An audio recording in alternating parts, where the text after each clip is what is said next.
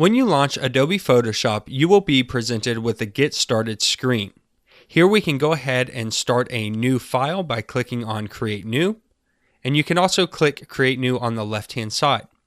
There's also an Open button that allows you to go ahead and open up an image or a file already on your computer. Now currently we're showing recent files, and there are no files here now because this is a fresh copy of Photoshop. But as you begin opening and working on files, they will populate here so that you can click them easily and get right into that file. You can also select Creative Cloud files, which are any files that you've used from the Creative Cloud when you sync your computer to the Creative Cloud, and that can be assets or files or images. And there's also Lightroom photos, so you can sync Photoshop with Lightroom and immediately pull over your Lightroom photos by selecting this option.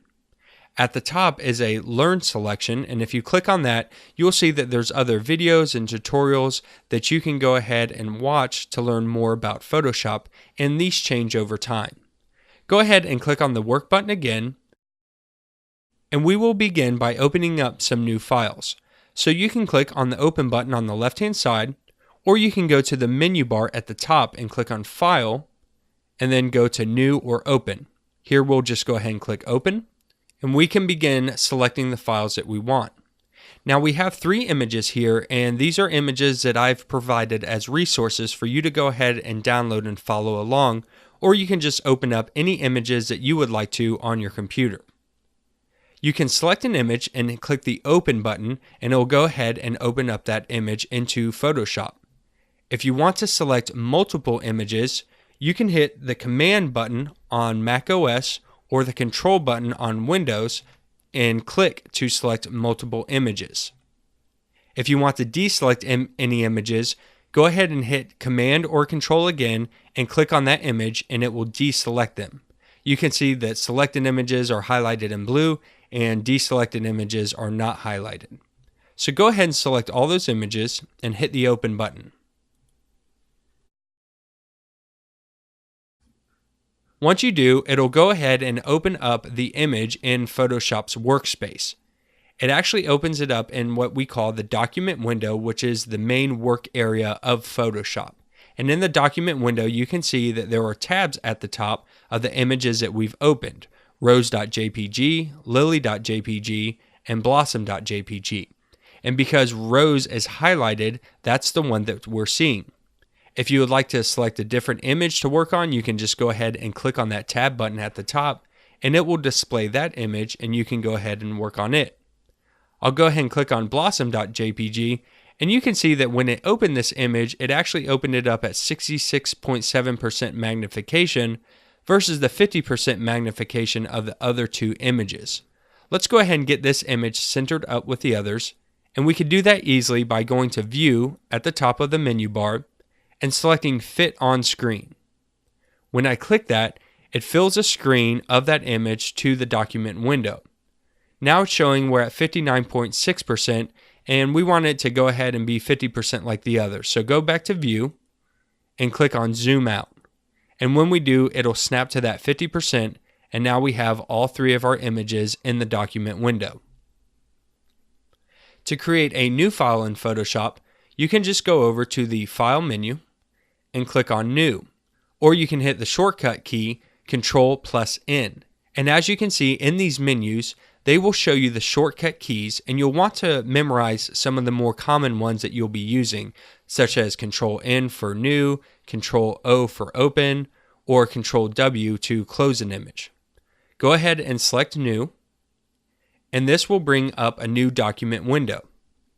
This is for creating new files, and as you can see here, we have our recent, so any recent items that you've created will be listed here.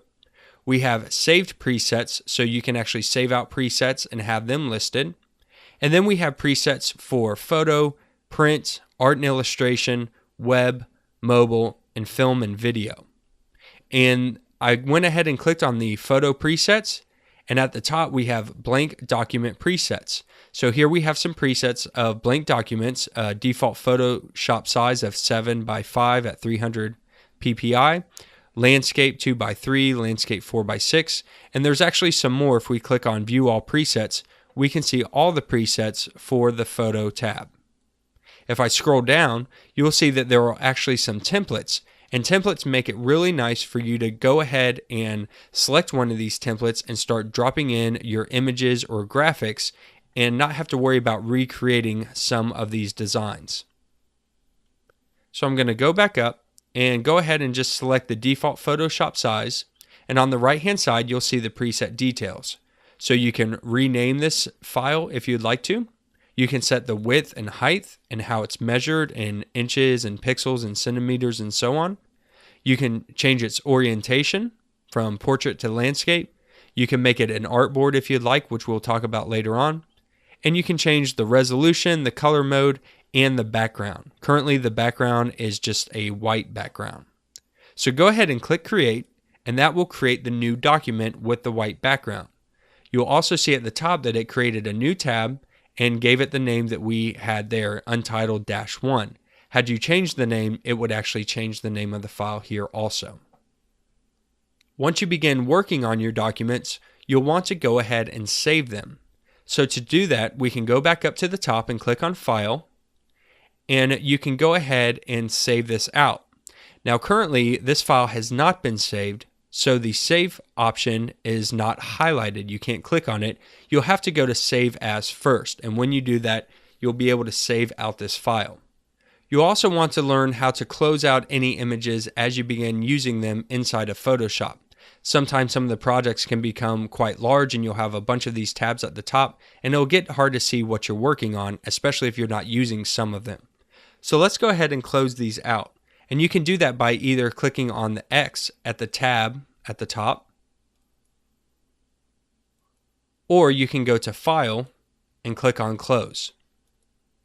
When the last image has been closed out, it'll bring us back to that Get Started screen. And because we have Recent selected, we can see the images that we've already worked on. And if we want to reopen those, we can just click on it one time and it'll bring that image back into Photoshop.